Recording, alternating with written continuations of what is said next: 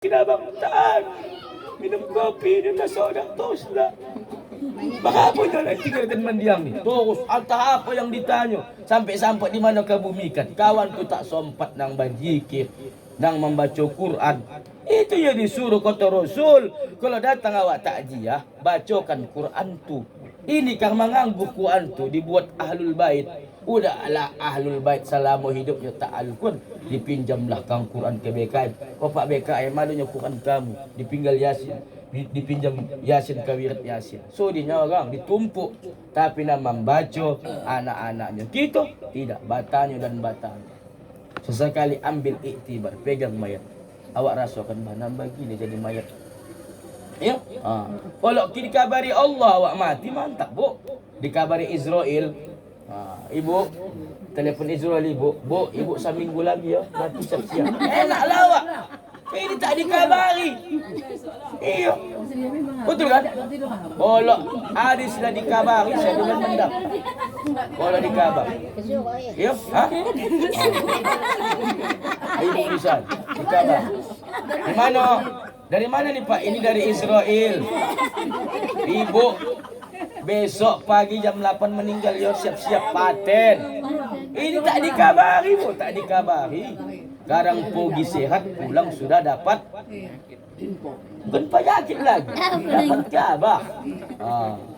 Nah ibu-ibu yang dirahmati Allah Subhanahu wa taala, ada juga lagi cara kita mengingat kesalahan dosa supaya optimis. Kata Imam Abu Atiyah, ya, tak ada salahnya Bu. Kenapa mengapa? Karena kita nih Bu, semakin bertambah usia kita tak ada manusia yang muda, betul? Kalau bertambah usia tak makin muda kita, mulailah yang saya sampaikan ditunjukkan Allah, rambut mulai memutih, gigi mulai berguguran, kulit mulai kondoh, ya jalan pun maju mundur, macam sehari ini, makanan pun gugur, ya kan? Mata pun kabur, ya. Ustaz, ada sekarang cara Ustaz, glowing. Iyalah, muka kinclong ketiak hitam. Kan? Sibuk menata wajah, tapi tak sibuk menata hati, betul? Takut. Nah, tak ada salahnya Bu, semakin bertambah usia awak macam ibu ini. Bukan saya mengajar 5 berduri Bu. Kata Imam Amtiyah bukan saya ya. Tidak ada salah. Kenapa kita mengikut ahlu sufi? Termasuk Imam Hasan Al-Basri, ahli tasawuf juga, ya. Mereka Bu, di tempat sujudnya ataupun tempat solatnya di samping digali orang tu kubur. Mengapa begitu Ustaz? Supaya timbul mawas diri, supaya timbul konsentrasi, ada ketakutan dalam beribadah. Karena kan sebaik-baik ibadah itu apa? Dikatakan oleh ulama, pernah juga sampaikan. Anggaplah apa yang kau lakukan, ibadah yang kau lakukan pada saat itu ibadah yang terakhir. Ini Bu, anggap ini pengajian terakhir bagi ibu. Mana tahu kang di rumah tak macam mana. Anggaplah sekarang solat asar ibu, solat asar yang terakhir. Tak tahu kita macam mana kejadian ke muka, tak ada yang menjamin. Supaya mengapa? Supaya timbul kekhawatiran, supaya timbul kehusukan dalam beribadah. Ya Allah, ini solat asar terakhir, khusuk lawak. Kita pun kalau dah hari-hari terakhir, antara ada pendidikan, pun mulailah serius. Moga kan. Begitu juga Pak Kota MJ. Ondaknya orang yang terakhir-terakhir itu moga. Kenapa lah kita kalau ada pelatihan, kalau udah tahu kita ada terakhir moga. Ondak pulang kampungmu di erayo moga. Kenapa gila kan pulang ondak mati tak moga? Kota MJ begitu. Tak ada salahnya Bu sesekali. Bolehkan kapan kaji sokon. Bungkus Bu, bungkus. Kalau perempuan 3, laki-laki 1. Perempuan 5, laki-laki 3. Bungkus ibu, masukkan kapas ke hidup. Boda isi, baca ibu. Ya Allah ya Rabb. Begini jadi baik ya Allah. Mengapa? Supaya timbul. Inilah dulu mulut lantam tu. Inilah dulu orang yang sombong yang yang menceritakan aib jirannya, yang mensombongkan harta suaminya, supaya timbul kita kegaduhan dalam hati. Tak ada salah. Kalau paksa payah bonah kita ni Bu. Sesekali tiada salahnya kalau kata Imam Abu Atiyah, kita menjadikan diri kita mayat, bungkus. Ya. Inilah dulu, ya Allah, yang sombong, yang suka meria-riakan hartanya, yang suka menceritakan aib tetangganya. Mak, mulailah anaknya pun assalamualaikum. Mak dah keluar. Masuk ulang. Astagfirullah. Apa kau jawab mak ni? Tapi disuruh segilo tu. Ya, jangan pula kau bilang segilo, Bu. Ada jamaah begitu praktikannya. Ini pula kau terima membuat hati. Oh mak pula ustaz itulah Pak ustaz aku. Ustaz tiru. Jangan pula. Jangan pula ibu jual-jual saya. Ondak kalau ondak mencontohkan mempraktikkan silakan. Ini kata Imam Abu Atiyah, bukan kata saya. Ya kan? Apa yang mak lakukan ni? Ya, tapi disuruh ustaz tu begini supaya awak iktibar, supaya awak tu sadar diri. Nang kita ni bakal jadi mayat. Betul kan, Bu? Ada di sini ibu-ibu tu nak mati, ada? Tak ada. Tak ada salahnya sebelum mati kita praktek. Kalau Imam Hasan Al-Basri, Bu, begitu datang azan, Allahu Akbar, Allahu Akbar, bangkit dia, Bu. Apa contohnya? Baca sendiri dia. Imam Hasan Al-Basri masih bisa kau doa hajat kan? Masih bisa kau beribadah. Macam mana kalau besok kau tak bisa ibadah lagi? Timbul. Ya? Tapi borat. Ya? Nah, ibu-ibu yang dirahmati Allah Subhanahu wa taala, ada ungkapan lagi dari Imam Abu Tir. Lau kana la yakhab. Andai kita ni, Bu, setiap perbuatan dosa dan kesalahan Allah buat apa silahnya, misalnya berbau badan kita, takkan ada manusia yang ondak duduk sama kita. Anda setiap melakukan kesalahan dan dosa, Allah tempelkan sebiji gulu di koning, penuh guli di bahu pula. Tak ada satu pun manusia yang ondak duduk sama. Ibu ni lah.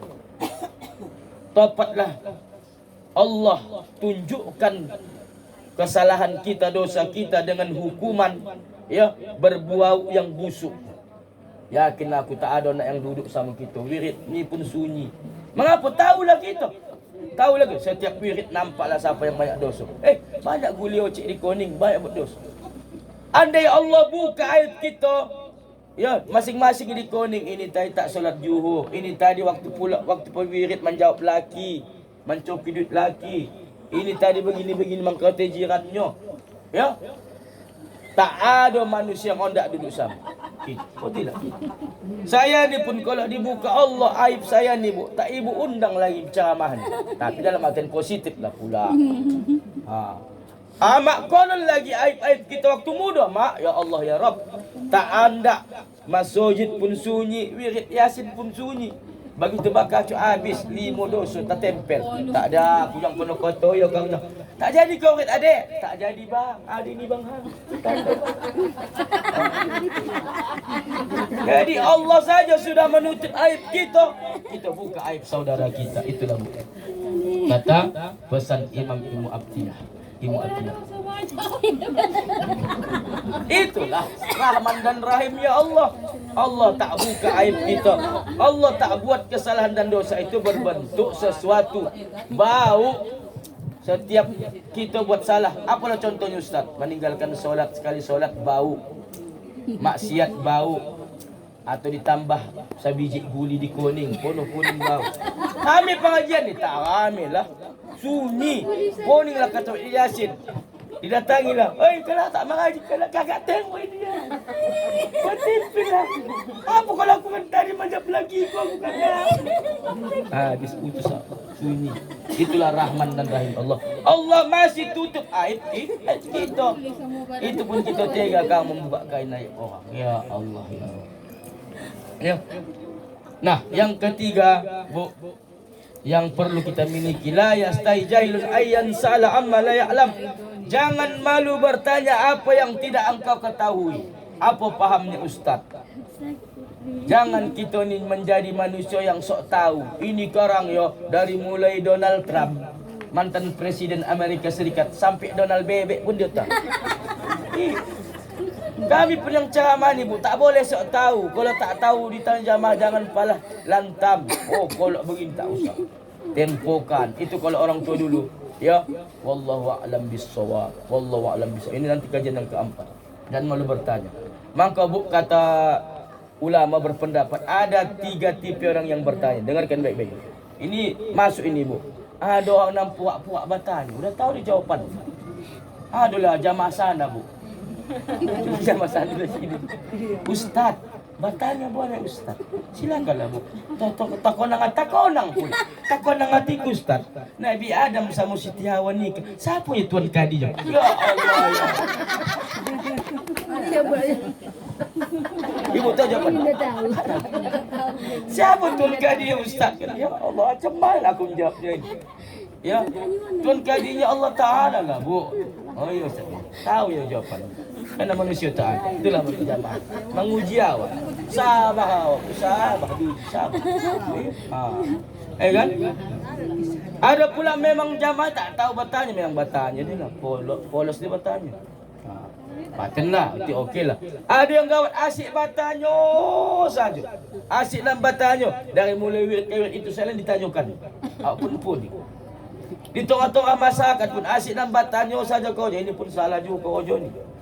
Eloknya kan waktu pulang dari pajak. Assalamualaikum, waalaikumsalam. Dari mana kakak? Dari pajak. Apa yang kakak bawa tu? Kol bawa setari apa siantah? Kol bawa setari. Mana kakak bawa apa kan itu? Kucocok lah dek. Tak banyak kali tu kak. Kakak sama laki kakak ada nak ke Medan. Anda hati ku urusan ku batuk kau tu dah apa? Itu kenapa usil? Ha? Iya itulah banyak bertanya. Itu ujung-ujungnya usil. Dan ibu-ibu yang dirahmati Allah Subhanahu wa taala, kita pun yang tausiah ni, ya macam-macam lah jamaah. Ada jamaah nikah, menuahkan ustaz ceramah, motan. Awak tengok ocik ni macam nang kosong tatapan. Kan? Rupanya dirinya di sini, hatinya ke rumah juga. Ada pula Kak Asyik nak mengangguk saja. Mengangguk. Saya tanya kan, ocik tadi bagi ustaz ceramah berapi-berapi. Ku tengok ocik berhai-hai. Fahamnya ocik kata. Ya. Tak faham aku. Tapi mengangguk ocik ku tengok. Tak tahu. Ku tengok isap tiku golak-golak aku. Pati ocik menggolak dan golak. Iya. Ya Allah ya. Kemudian Bu, kita yang tausiah ni jangan panjang-panjang. Yang Ustaz Somad yang tertulis dalam botol minimal, botol mineral 60 menit. Kena Bu, utak manusianya 1 jam yang bisa menangkap. Kalau saya kan copat. Khutbah Jumat jangan lama-lama, 15-20 menit. Kalau bisa jangan polan-polan. Ada, bukan saya menceritakan Ustaz Bu. Ada kangen. Innal hamdalillah nahmaduhu wa nasta'inu. Kalau saya koncang-koncang Bu.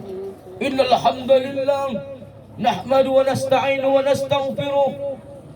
Hadirin jamaah salat Jumat rahimakumullah. Koncang-koncang saya begitu 15 menit. Kenapa kalau kita sudah mulailah jamaah ni bosan, mulailah cagak 1, cagak 2, mula-mula tersandar. Bosan tinggal sendiri. Mulailah cagak 1. Tengok bukut batu. Oh nasi 2 ulah khutbah, belum pandai saya teknik. Kita tengok cagak 1 waktu, cagak 2, lama-lama tersandar. Sini tak ada pun, tak ada. Yang keempat, yang perlu kita miliki dan hindari, la yastahi ilmun. Jangan malu bertanya. Ini tadi jamaah ustaz. Ya. Yang keempat, jangan malu bertanya. Jangan malu mengatakan tentang apa yang tak kau ketahui. Ini jamaah ustaz ini. Jangan sok tahu semua. Kalau ada jamaah bertanya tak tahu, Bu, bertempo dulu Bu ya. Macam kami dulu di MPA kan buat semidah. Diajarkan oleh muallim kita. Apa muallim kita tu orangnya tawad.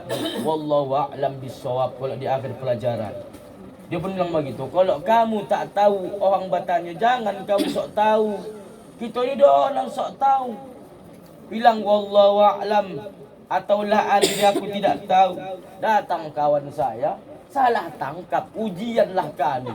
Soal 1 sampai 20. Tak belajar malam tu dijawabnya. Wallahu a'lam. Wallahu a'lam. Wallahu a'lam. Wallahu a'lam. Kau nak panggil, "Hei, mengapa kau tulis wallahu a'lam?" Tapi kau tak mu'alim dulu. Kalau tak tahu kau jawapannya, tulis wallahu a'lam. Bukan begitu paham jo.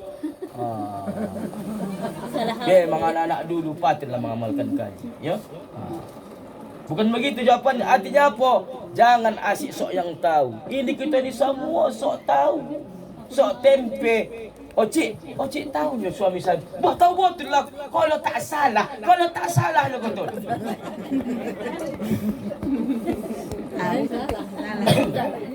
Tak masalah. Jadi jangan kita palah malu kalau ditanya orang tak tahu. Kami pun begitu. Jangan sok hebat. Terus orang ustaz-ustaz ni bukan sama ilmu pengetahuan tahu. Ustaz Somad ini ahlinya, Ustaz Ar-Roji ini ahlinya. Ustaz apa lagi? Yang masing-masing punya kalian. Jangan malu pala awak kalau ditanya awak tak tahu membilang batempo aku yo. Malim salam dulu gitu. Batempo aku yo. Ini kan tidak semua tahu. Mainlah kolo-kolo kalau tak salah. Putuslah. Yang kelima ibu, wala imana liman la sabralah.